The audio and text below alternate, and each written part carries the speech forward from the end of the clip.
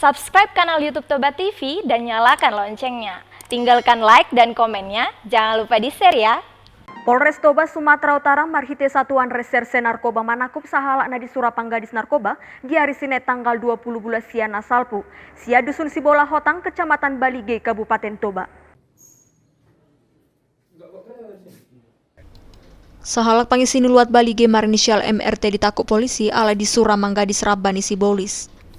Si MRT ditakuk marhite alu-alu ni masyarakat na holsoan marnida pangalahon ni si MRT. Sian alu-alui ditakuk polisi maibana jal adong do dapok ni polisi Rabbani Sibolis godang na hira 1 kilo. Sian hatorangan ni Kasubag Humas Polres Toba Amang Bungaran Samosir saunari nunga dihurung si MRT di Polres Toba.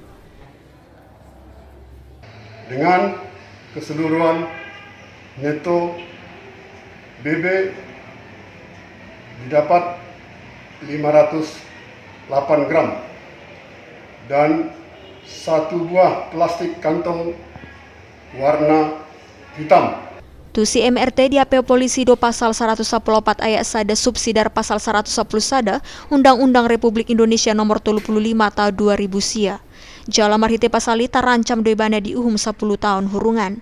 Sian Toba TV mabari tahun. Saksikan program Toba TV dan live streaming Toba News di channel YouTube Toba TV. Jangan lupa follow sosial media kami untuk info terupdate atau kunjungi website kami di www.tobatv.com.